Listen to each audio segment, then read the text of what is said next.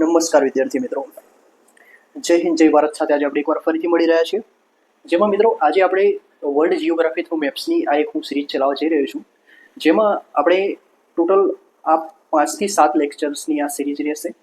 જેમાં આપણે અલગ અલગ મેપ્સ થ્રુ જીપીએસસી અને યુપીએસસી પર્સપેક્ટિવથી, આમ તો યુપીએસસીના જ આ મેપ્સ છે, પણ જીપીએસસીમાં જેટલું કામનું હોય છે, જેટલા પીવાયક્યુના એનાલિસિસ પ્રમાણે જે પ્રમાણેના ક્વેશ્ચન પૂછાય છે તે પ્રમાણેની આ એક સિરીઝ રહેશે. જેમાં અલગ અલગ આપણે રિવર્સ લઈ લો, માઉન્ટેન્સ લઈ લો, પ્લેટુ લઈ લો, પછી ટ્રોપિકલ ગ્રાસલેન્ડ કયા કયા છે, પછી ડિઝર્ટ કયા કયા આવેલા છે, પછી કેપિટલ્સ કયા છે, દરેક સ્ટેટના કેપિટલ્સ છે. એ આપણે જીપીએસસીમાં ઓછા પૂછાય છે, પણ હવે પૂછાવાની ગણતરી છે, કારણ કે યુપીએસસીમાં સમટાઈમ્સ તે આસ્ક. એટલે આજે આપણે સાઉથ અમેરિકાથી સ્ટાર્ટ કરીશું, જેમાં આપણે સ્ટેપ બાય સ્ટેપ જઈશું. સૌ પ્રથમ આપણે પોલિટિકલ મેપ કરીશું. હવે પોલિટિકલ મેપ એટલે શું? પોલિટિકલ મેપ એટલે મેપ કે જેના જેમ અહીંયા આપણે જોઈ શકીએ છીએ તેમ આ છે, આને પોલિટિકલ મેપ કહેવાય. આ જે છે પોલિટિકલ મેપ.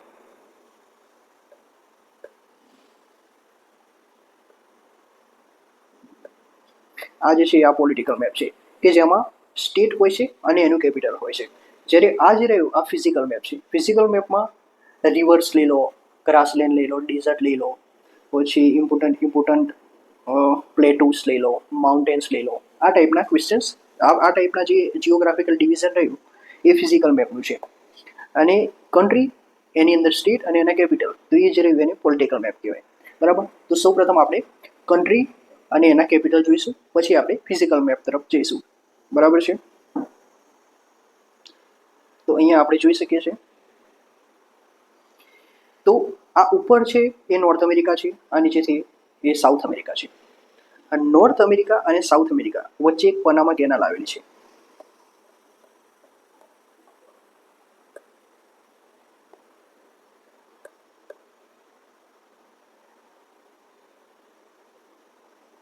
પનામા કેનાલ એ નોર્થ અમેરિકા અને સાઉથ અમેરિકાને સેપરેટ કરે છે. બરાબર છે. અને પનામા કેનાલ, હવે નોર્થ અમેરિકા અને સાઉથ અમેરિકા સાથેનું ડિવિઝન રહ્યું. તો સૌ પ્રથમ અહીંયા આપણે જોઈ લઈએ કોલંબિયા. બરાબર છે. આ છે કોલંબિયા. કોલંબિયાનું કેપિટલ છે બોગોટા. કોલંબિયામાં 2 ઓ આવે છે, એટલે બોગોટામાં પણ 2 ઓ આવે છે, એટલે કોલંબિયાનું કેપિટલ છે બોગોટા. અને આ આખું કોલંબિયા જે રહ્યું એ કોલંબિયા નોર્થ અમેરિકા સાથે બોર્ડર ધરાવે છે. એટલે સ્ટેટ વાઇઝ પૂછાય કે નોર્થ અમેરિકા અને સાઉથ અમેરિકા એ સાથે કઈ કન્ટ્રી જોડાયેલી છે, તો સાઉથ અમેરિકાની કોલંબિયા જોડાયેલું છે. બરાબર છે. પછી અહીંયા આપણે આવીએ વેનેઝુએલા. તો અહીંયા વી શેપનું જે છે એ વેનેઝુએલા છે. વેનેઝુએલાનું કેપિટલ છે કારાકાસ. બરાબર છે. કારાકાસ એ ઇમ્પોર્ટન્ટ ઓઇલ પ્રોડ્યુસિંગ કેપિટલ છે. બરાબર. અને વેનેઝુએલાની અંદર સૌથી લાર્જેસ્ટ ઓઇલ રિઝર્વ આવેલા છે, પેટ્રોલિયમની વાત કરીએ તો. બરાબર છે.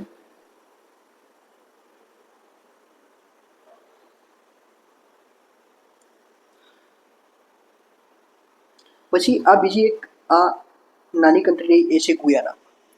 ગુયાનાનું કેપિટલ છે પરામરાઇબો. અહીંયા આપણે જોઈ શકીએ છીએ તેમ કે ગુયાનાનું કેપિટલ છે પરામરાઇબો.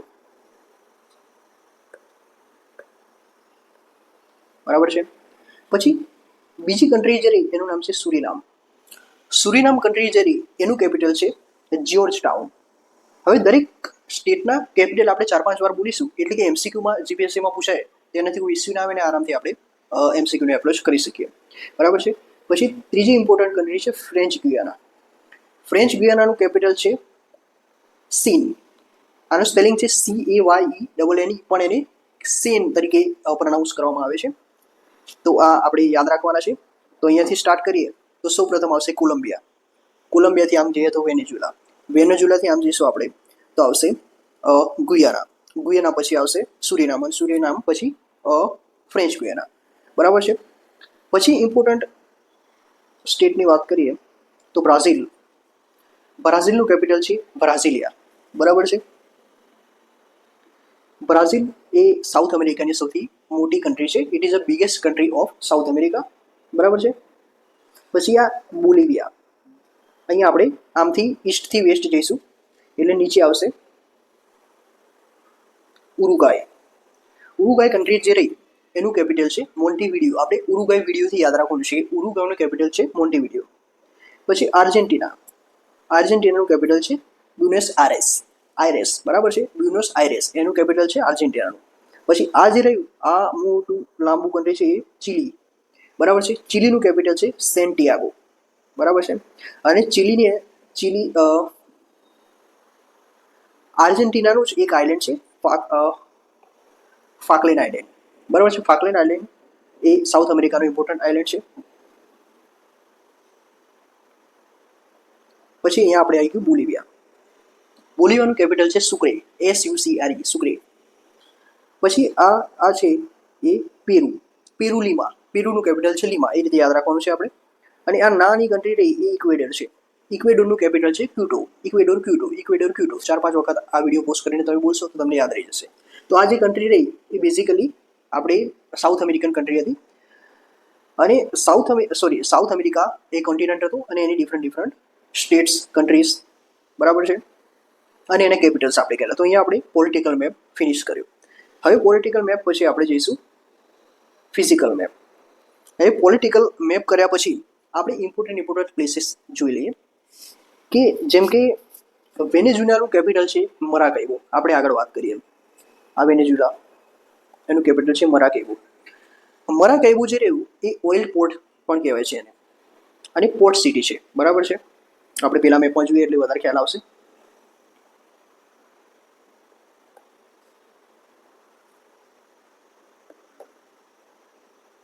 અહીંયા આપણે જોઈ શકીએ છીએ કે વેનેઝુએલા જે રહ્યા એનું એક અહીંયા પોર્ટ છે. અહીંયા આપણે રેડ કલરનું જે જોઈ શકીએ છીએ ત્યાં, તે પોર્ટનું નામ છે મરાકાઈબો.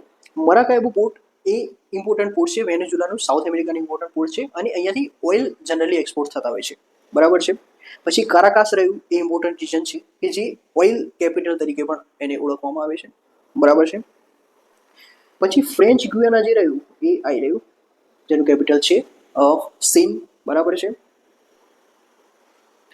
ફ્રેન્ચ ગુયાનાની અંદર જે ફ્રાન્સ રહ્યું એનો એક મિલિટરી બેઝ આવેલો છે, બરાબર છે. અને એનું કેપિટલ જે સીન રહ્યું ત્યાંથી ફ્રાન્સ જેટલી બી એમની સેટેલાઇટ્સ જે રહી એ સેટેલાઇટ લોન્ચિંગ સ્ટેશન છે ફ્રાન્સનું. તો આ સીન રહ્યું એ ઇમ્પોર્ટન્ટ કેપિટલ છે, સેટેલાઇટ લોન્ચિંગ સ્ટેશન છે ફ્રાન્સનું. પછી બ્રાઝિલ જે રહ્યું, બ્રાઝિલની અંદર આ જે રહ્યું ને એ ઇમ્પોર્ટન્ટ રિજન છે જેને કારાજાસ રિજન કહેવામાં આવે છે. કારાજાસ રિજિયન. આ કારાજાસ રિજિયન જે રહ્યું એ આયરન ઓર માટે ફેમસ છે. અને બીજી સિટીઝની વાત કરીએ આપણે તો રિયો ડી જેનેરિયો, સેન્ટોસ અને સાઓ પોલો. આવું કે તમને સાંભળવા મળે તો એ બ્રાઝિલની સિટીઝ થઈ ગયા, બરાબર છે. આપણે એને મેપ્સ થ્રુ સમજીશું, બરાબર છે.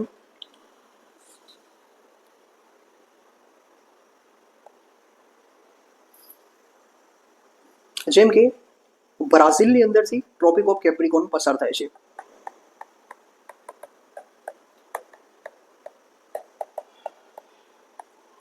બરાબર છે. હવે આ ટ્રોપિક ઓફ કેપ્રિકોર્નની ઉપર બ્રાઝિલની એક ઇમ્પોર્ટન્ટ સિટી આવેલી છે જેનું નામ છે સાઓ પોલો, બરાબર. પછી બીજી એની ટ્રોપિક ઓફ કેપ્રિકોર્નની સ્લાઇટની નોર્થ સાઇડ લઈએ આપણે તો એક important Rio de Janeiro city આવેલી છે. પછી નીચે વાત કરીએ તો એક સેન્ટોસ સિટી આવેલી છે. તો આ આપણે યાદ રાખવાનું છે. આ યુપીએસસીમાં એક PYQ પૂછવામાં આવેલો હતો અને એના ઉપરથી આપણે આ ક્વેશ જોઈ લીધું કે સાઓ પોલો ક્યાં આવેલું છે, રિયો ડી જેનેરિયો ક્યાં આવેલું છે અને સેન્ટોસ ક્યાં આવેલું છે, બરાબર છે. પછી બ્રાઝિલ જે રહ્યું, બ્રાઝિલ એના વિશે ફેક્ટ થોડા યાદ રાખીએ આપણે કે બ્રાઝિલનું ફઝેન્ડા રિજિયન રહ્યું. આ ફઝેન્ડા એ કોફી કલ્ટિવેશન માટે ફેમસ છે. આ જીપીએસસીમાં એક PYQ પૂછ્યો હતો, કોફી કલ્ટિવેશન માટે ફેમસ છે ફઝેન્ડા રિજન, બરાબર છે. તો આટલું જે આપણે ફેક્ટ રહ્યા એ બ્રાઝિલના આપણે જોઈ લીધા. હવે આપણે ડાયરેક્ટલી મેપ ઉપર તમને હું જસ્ટ ફોકસ કરીને બતાવી દઉં છું. તો અહીંયા આપણે જોઈ શકીએ છીએ તેમ આ છે ટ્રોપિક ઓફ કેપ્રિકોર્ન, જે રેડ લાઇનથી આપણે જોઈ શકીએ છીએ. એની ઉપર વાત કરીએ તો રિયો ડી જેનેરિયો, પછી આ સેન્ટોસ અને આ રહ્યું સાઓ પોલો, બરાબર છે. પછી ફઝિન્ડાસ જે રહ્યા ને, આ ફઝિન્ડાસ અહીંયા આવેલા છે. આ ફઝિન્ડાસ જે રહ્યા એ કોફી કલ્ટિવેશન માટે ફેમસ છે. અને રિયો ડી જેનેરિયો જે રહી સિટી એનું એક બીચ ફેમસ છે, જેને કોપાકાબામા બીચ પણ કહેવામાં આવે છે. બ્લુ ફ્લેગ સર્ટિફિકેશન વાળું છે બીચ, બરાબર છે.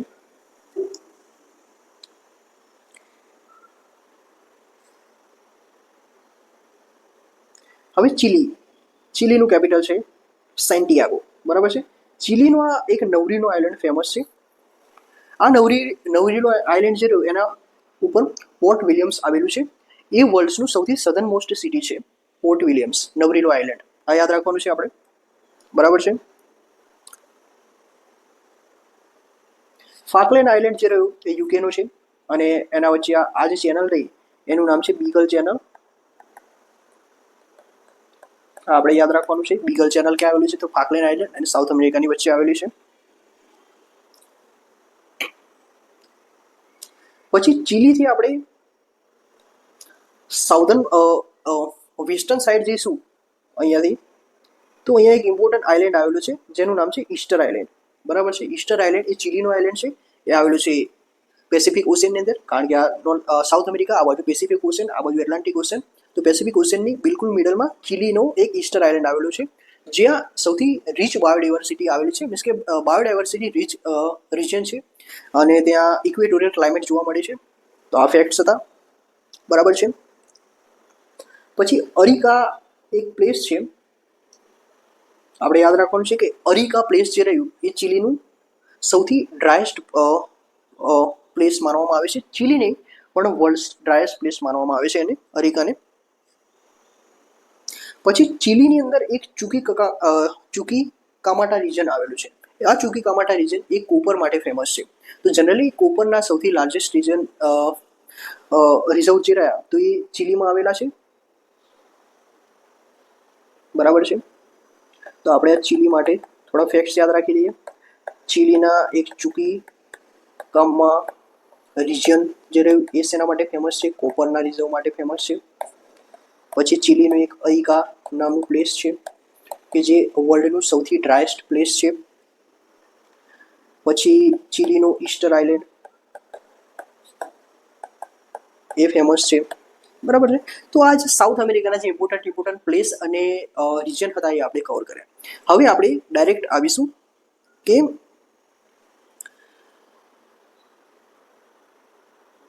ફિઝિકલ મેપમાં શું જેમ કે ઇમ્પોર્ટન્ટ રિવર્સ કઈ આવેલી છે, ઇમ્પોર્ટન્ટ માઉન્ટેન્સ કયા આવેલા છે, તે આપણે ડાયરેક્ટ મેપ્સમાં જોઈશું, બરાબર છે. હવે અહીંયા એક ઇમ્પોર્ટન્ટ ક્વેશ્ચન પૂછાય છે કે ABC ટ્રાયેંગલ શેના માટે જાણીતું છે સાઉથ અમેરિકાની અંદર, તો એ કોપર ટ્રાયેંગલ તરીકે પણ એને ઓળખવામાં આવે છે. અને ABC means A for Argentina, B for Bolivia અને C ફોર ચીલી. તો આર્જેન્ટિના, બોલિવિયા અને ચીલી આ ત્રણ જે રહ્યા અહીંયા આપણે જોઈ લઈએ.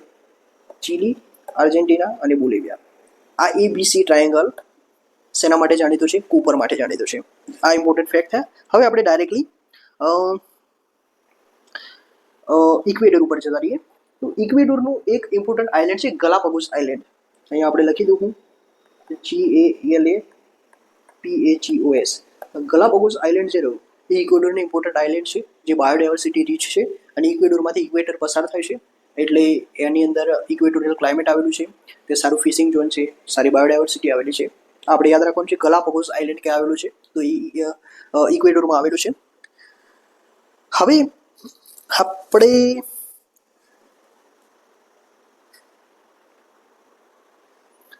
ઇમ્પોર્ટન્ટ લેક્સ જોઈ લઈએ છીએ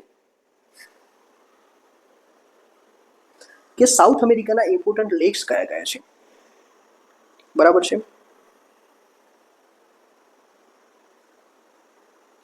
તો અહીંયા આપણે જોઈ શકીએ છીએ તેમ આ છે રે એ મરાકાઇબો એ પોર્ટ પણ છે અને લેક પણ છે.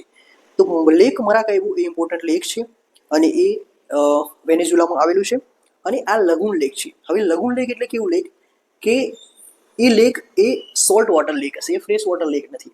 અને કોઈ પણ લેક હોય એની બહારની સાઈડ ઓશિયન હોય, it is covered by ocean from its outer side, અને અંદર આ ટાઈપનું લેક હોય, તો આ જે લેક રહ્યું એને લગુન લેક કહેવાય. અને એને બહાર ઓશિયન હોય, એટલે ઓશિયનનું વોટર જે રહ્યું લગુન લેકની અંદર એન્ટર થઈ શકે છે. તો આ લેક મરાકાઇબો થઈ ગયું, બરાબર છે. લેક મરાકાઇબો એ સાઉથ અમેરિકાનું સૌથી લાર્જેસ્ટ લેક છે. પછી બીજું ઇમ્પોર્ટન્ટ લેક છે લેક ટીટીકામા, બરાબર છે. લેક ટીટીકામા જે એ પેરુ અને બોલિવિયાની વચ્ચે આવેલું છે. આવી રહ્યું લેક ટીટીકામા, આવી રહ્યું લેક ટીટીકામા, પેરુ અને બોલિવિયાની વચ્ચે લેક ટીટીકામા આવેલું છે, બરાબર છે. હવે આ જે રહ્યું એ highest navigable lake in the world છે, એટલે કે આ લેકની અંદર નેવિગેશન બોટ્સ થ્રુ થાય છે, ટ્રાન્સપોર્ટેશન ને એ બધું થાય છે. આપણે ફેક્ટ યાદ રાખવાનું છે, લેક ટીટીકામા એ highest navigable lake in the world છે. પછી બીજું ઇમ્પોર્ટન્ટ લેક છે લેક પુપુ, બરાબર છે. લેક પુપુ જે રહ્યું એ બોલિવિયાની અંદર આવેલું છે. આ રહ્યું લેક પુપુ, આ બોલિવિયાની અંદર આવેલું છે, બરાબર છે. લેક પુપુ, આના વિશે કોઈ ફેક્ટ યાદ રાખવાનું નથી, આપણે ખાલી એટલું યાદ રાખવાનું છે કે બોલિવિયાની અંદર આવેલું છે. પછી બ્રાઝિલની એક ઇમ્પોર્ટન્ટ લેક છે lake Patos લગુન lake.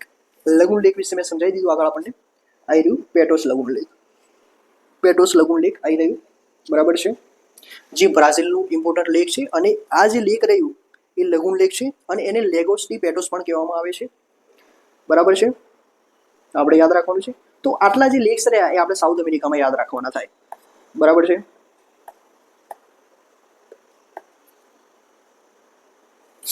Now we will move forward અને આપણે હવે જોઈશું કે ગ્રાસલેન્ડ કયા કયા ઇમ્પોર્ટન્ટ ફેમસ ગ્રાસલેન્ડ કયા કયા છે સાઉથ અમેરિકાના.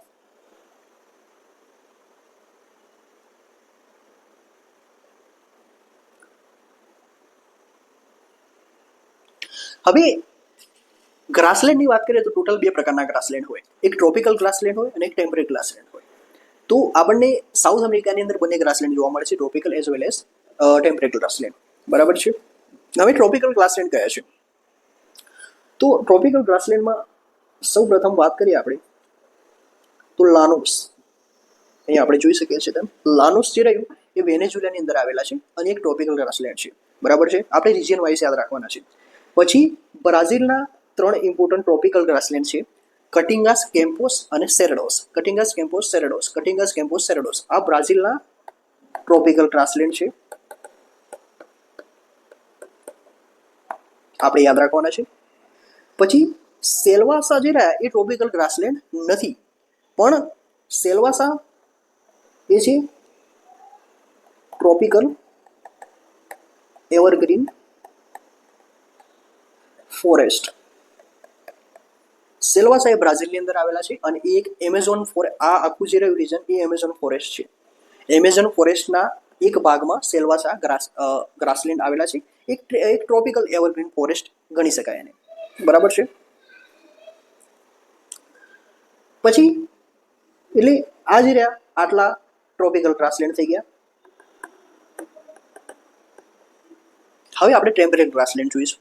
ટેમ્પરેટ ગ્રાસલેન્ડની વાત કરીએ, જેમ કે અહીંયા તમે જોઈ શકો છો કે લાનોસ ગ્રાસલેન્ડ રહ્યા એ દેખાવમાં આ પ્રકારના છે, બહુ નાના નાના ગ્રાસલેન્ડ છે અને એકદમ આમ માર્સી રિજિયન ટાઈપના દેખાય આપણને,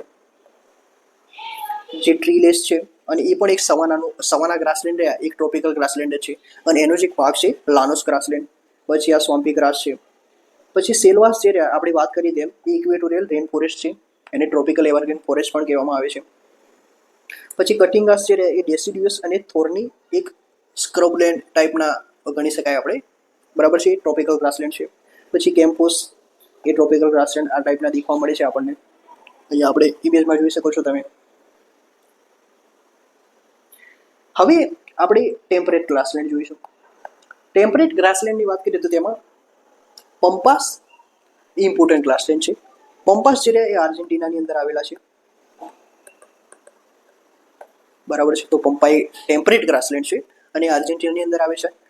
અને પમ્પાસના આલ્ફા ગ્રાસલેન્ડ ફેમસ છે. તો આપણને ડાયરેક્ટલી એમસીક્યુમાં પૂછાય કે આલ્ફા ગ્રાસલેન્ડ એ ક્યાંના છે અને ટ્રોપિકલ ગ્રાસલેન્ડ છે કે ટેમ્પરેટ ગ્રાસલેન્ડ છે. તો આપણને યાદ આવવું છે કે આલ્ફા ગ્રાસલેન્ડ એ પમ્પાસના છે અને એ ટેમ્પરેટ ગ્રાસલેન્ડ છે, બરાબર છે. હવે આ ગ્રેન્ડ ચેકો રિજિયન તો થોડું ચીલી, બોલિવિયા, આર્જેન્ટિના અને થોડો ભાગે બ્રાઝિલની અંદર આવેલું છે. તો આ ટ્રોપિકલ અને ટેમ્પરેટ એ બંને રિજન વચ્ચે આવેલું છે. તો ગ્રેન્ડ ચેકો રિજન જે રહ્યું ત્યાં આપણને ટ્રોપિકલ પ્લસ ટેમ્પરેટ આ બંને પ્રકારના ગ્રાસલેન્ડ જોવા મળે છે, બરાબર છે. તો અહીંયા આપણી 2 ગ્રાસલેન્ડ પતાય. સાઉથ અમેરિકાની અંદર ટોટલ આટલા આપણે ગ્રાસલેન્ડ યાદ રાખવાના થાય. હવે આપણે સાઉથ અમેરિકાના ઇમ્પોર્ટન્ટ ડેઝર્ટ જોઈશું કે ડેઝર્ટ કયા કયા ઇમ્પોર્ટન્ટ છે.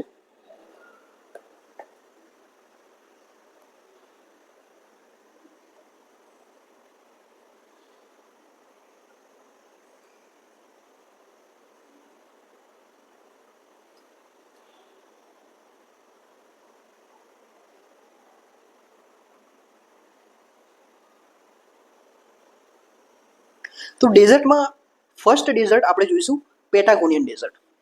હવે પેટાગોનિયન ડેઝર્ટ ક્યાં આવેલું છે? તો અહીંયા આપણે જોઈ શકીએ છીએ તેમ કે આ છે એ પેટાગોનિયન ડેઝર્ટ છે.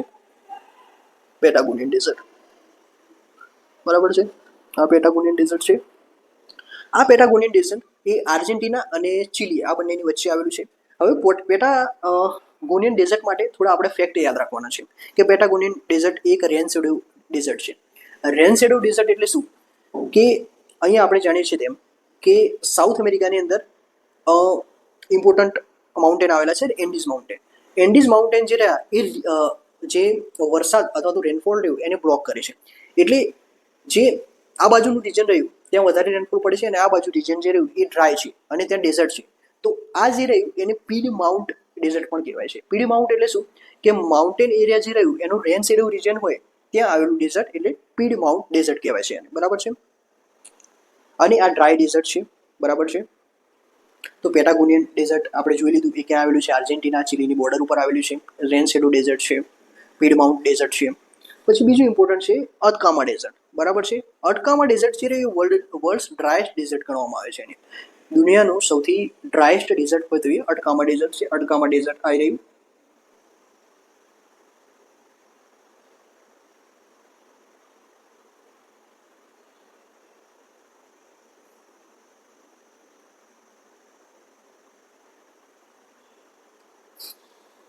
બરાબર છે.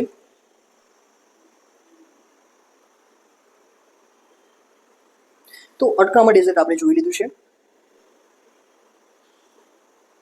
અહીંયા મેપમાં દેખાતું નથી, આપણે ગૂગલમાં જોઈ લઈએ.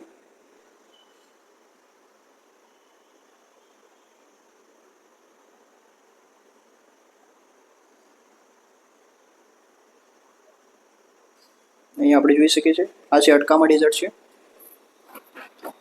આર્જેન્ટિના, બોલિવિયા અને ચીલી આ ત્રણની બોર્ડર ઉપર અટકામા ડેઝર્ટ આવેલું છે. હવે આ અટકામા ડેઝર્ટ એ સૌથી ડ્રાયેસ્ટ પ્લેસ છે અને અહીંયા બહુ ઓછો રેનફોલ પડે છે.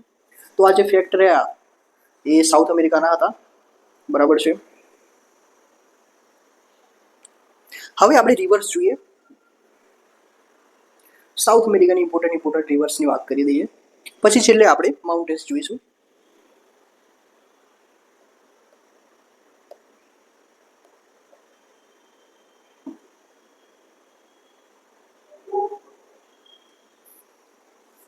તો અહીંયા આપણે મેપમાં જોઈ શકીએ છીએ તેમ ઇમ્પોર્ટન્ટ આપણે રિવર્સ કરવાની થાય જે એક્ઝામમાં પૂછાય છે. જેમાં ફર્સ્ટ રિવર છે એમેઝોન રિવર. બરાબર છે. Amazon river. તો અહીંયા રહી આ એમેઝોન રિવર. આ એમેઝોન રિવર. બરાબર છે. તો એમેઝોન રિવર અહીંયાથી આમ થઈને આ છે આટલી લાંબી રિવર છે અને મોસ્ટ ઓફ જે રહી એની ટ્રિબ્યુટરીઝ છે બીજી બધી રિવર. હવે એમેઝોન રિવર વચ્ચે ના થોડાક ફેક્ટ્સ આપણે યાદ રાખી દઈએ કે એ વર્લ્ડની સૌથી લાર્જેસ્ટ અને સેકન્ડ લોંગેસ્ટ રિવર છે નાઇલ રિવર પછીની. બરાબર છે. હવે જો ડિસ્ચાર્જ વાઇઝ વાત કરીએ એના પાણી વાઇઝ કે એની અંદર કેટલું અમાઉન્ટ ઓફ વોટર છે તો એ વાઇઝ સૌથી લાર્જેસ્ટ રિવર છે અને લેન્થ વાઇઝ ગણીએ તો સેકન્ડ લોંગેસ્ટ રિવર છે આફ્ટર નાઇલ રિવર. પછી એ પેરુમાંથી ઓરિજિન થાય છે. એન્ડીઝ માઉન્ટેનમાંથી ઓરિજિન થાય છે અને પેરુમાંથી એ મેરા નોન રિવર તરીકે આ ઓરિજિનેટ થાય છે. પછી એ જ્યારે બ્રાઝિલમાં એન્ટર કરે છે ત્યારે એ રિવર એ એમેઝોન રિવર બની જાય છે કારણ કે એ એમેઝોન ફોરેસ્ટમાં એન્ટર થાય છે બ્રાઝિલની અંદર. બરાબર છે. ટોટલ વાત કરીએ તો એ પેરુ, કોલંબિયા અને બ્રાઝિલ આ ત્રણ જે કન્ટ્રી રહી એના વચ્ચે વહે છે. પેરુમાંથી ઓરિજિનેટ થાય છે, પછી એ કોલંબિયામાં જાય છે અને પછી બ્રાઝિલની અંદર એન્ટર થાય છે અને બ્રાઝિલમાં એન્ટર થાય છે ત્યાંથી એને એમેઝોન રિવર તરીકે આપણે જાણીએ છીએ. અને એ અહીંયા ડ્રેન થાય છે એટલાન્ટિક ઓશિયનમાં. તો આ જે રહ્યા ફેક્ટ્સ હતા એમેઝોન રિવરના. જેટલા બી ટ્રોપિકલ ગ્રાસલેન્ડ રહ્યા એ એમેઝોન રિવર અને એના જે ડ્રેન કરે છે એના એરિયાની આસપાસ આવેલા છે. પછી બીજી ઇમ્પોર્ટન્ટ રિવર છે ઓરિનોકો રિવર. તો અહીંયા આવેલી ઓરિનોકો રિવર આપણે જોઈએ છે. ઓરિનોકો રિવર જે રહી એ વેનેઝુએલાની અંદર ઓરિજિનેટ થાય છે અને આની એક ઇમ્પોર્ટન્ટ ટ્રિબ્યુટરી છે કે જેનું જે આમાં મેપમાં નથી દેખાતી પણ એક સુરાન રિવર છે. સુરાન રિવર, આ સુરાન રિવર એ ઓરિનોકો રિવરની એક ટ્રિબ્યુટરી છે અને તેના ઉપર એન્જલ વોટરફોલ આવેલો છે. સુરાન રિવર ઉપર એન્જલ વોટરફોલ આવેલું છે. બરાબર છે.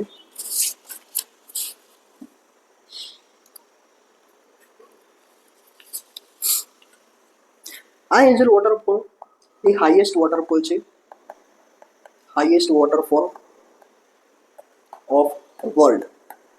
દુનિયાનો સૌથી હાઈએસ્ટ ઊંચાઈવાળું વોટરફોલ ગણો તમે તો એ ચુરાન રિવર એટલે કે ઓરિનોકો રિવર ઉપર આવેલો છે અને એ એન્જલ વોટરફોલ છે. પછી ત્રીજી ઇમ્પોર્ટન્ટ રિવર છે પરાના રિવર. અહીંયા આપણે જોઈ શકીએ છીએ કે આ પરાના રિવર, અહીંયા પરાના રિવર ડિસ્ચાર્જ થાય છે, આ ડ્રેન થાય છે એટલાન્ટિક ઓશિયનમાં. પરાના રિવર એ પરાના ફિશ માટે જાણીતી છે. બરાબર છે. બ્રાઝિલની અંદરથી એ ઓરિજિનેટ થાય છે. બરાબર છે. ટોટલ 3 કન્ટ્રી સાથે એ નેચરલ બોર્ડર બનાવે છે. નેચરલ બોર્ડર એટલે શું કે કન્ટ્રીની નેચરલ બોર્ડર એ રિવર્સ થ્રુ બનતી હોય. તેમાં છે એક પરાગ્વે. બરાબર છે.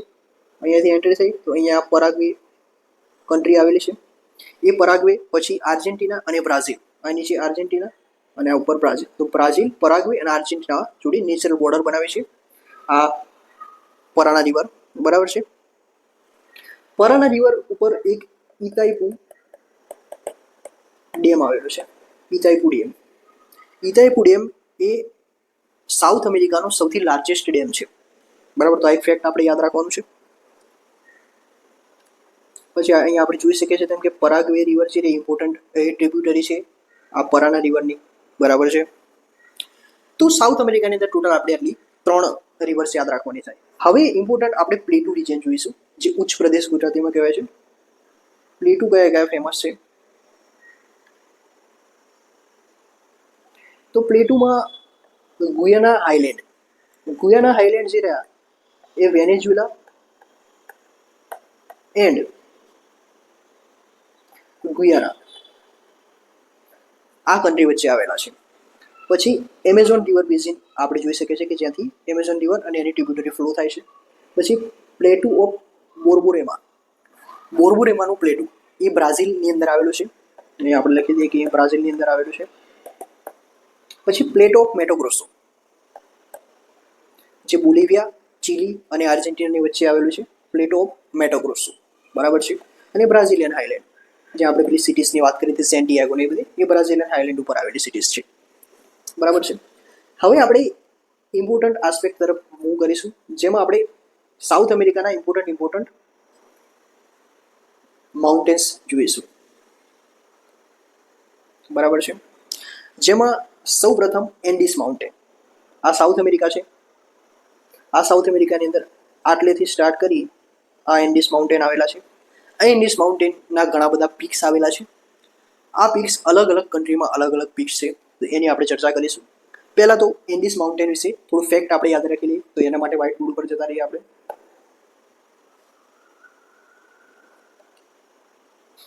તો એન્ડીસ માઉન્ટેન વિશે ફેક્ટ આપણે યાદ રાખી લઈએ તો એન્ડીસ જે રહે એ વર્લ્ડ્સ લોંગેસ્ટ માઉન્ટેન ગણવામાં આવે છે. World's longest mountains. બરાબર છે.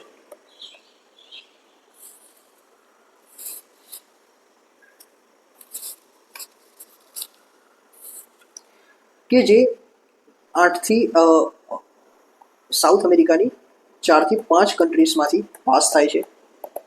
બરાબર છે. લેન્થ વાઇઝ લોંગેસ્ટ છે અને આ ફોલ્ડ માઉન્ટેન છે. માઉન્ટેન્સ 3 પ્રકારના હોય. એક ફોલ્ડ માઉન્ટેન હોય, એક ફોલ્ડ માઉન્ટેન હોય અને ફોલ્ડ અને ફોલ્ડ 2 પ્રકારના માઉન્ટેન હોય.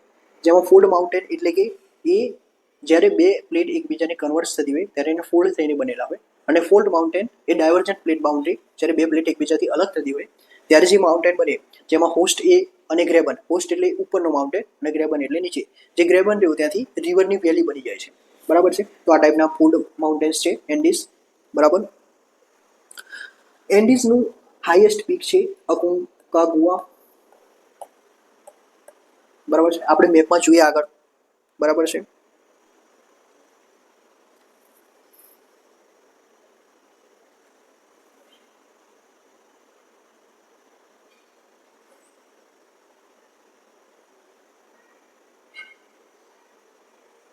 અહીંયા આપણે જોઈ શકો છો તેમ અકોન્કાગુઆ જે રહ્યું એ ચીલીમાં આવેલું છે, અને એ અકોન્કાગુઆ જે રહ્યું એ ચીલીનું સૌથી હાઈએસ્ટ પોઈન્ટ અને સાઉથ અમેરિકાનો સૌથી હાઈએસ્ટ પીક અકોન્કાગુઆ છે, બરાબર છે. અકોન્કાગુઆ એ હાઈએસ્ટ પીક છે એન્ડીઝ માઉન્ટેનનો. અને અકોન્કાગુઆ જે રહ્યું એ એક્સટિંક્ટ વોલ્કેનો છે, એટલે મીન્સ કે ત્યાં વોલ્કેનો અત્યારે પ્રેઝન્ટ નથી.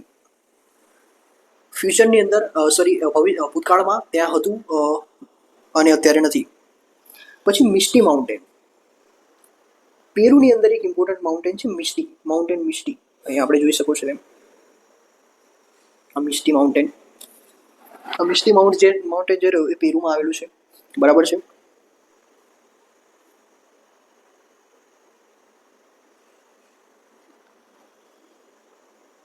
પછી ઓજસ ડેલ સેલાડો એ જે રહ્યું એ આર્જેન્ટિનાની અંદર આવેલું છે, એ આપણે અહીંયાથી જોઈએ.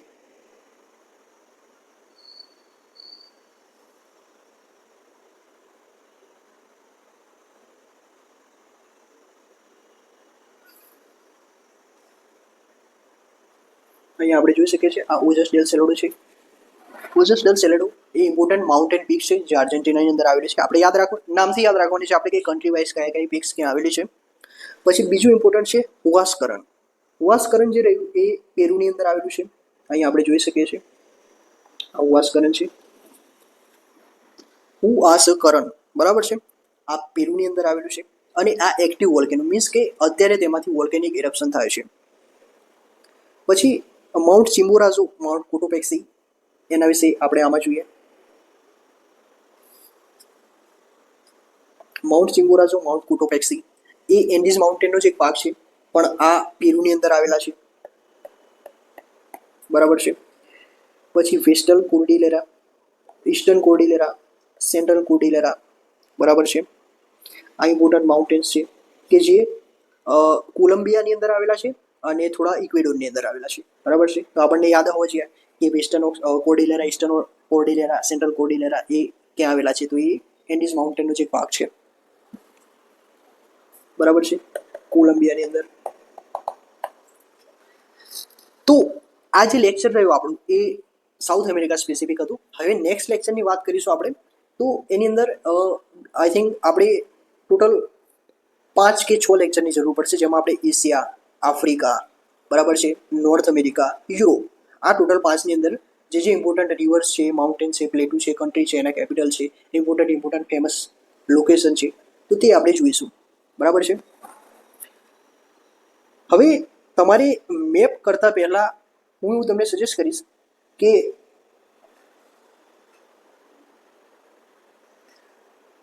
તમે કોઈ પણ વર્લ્ડ મેપ કરો એ પહેલા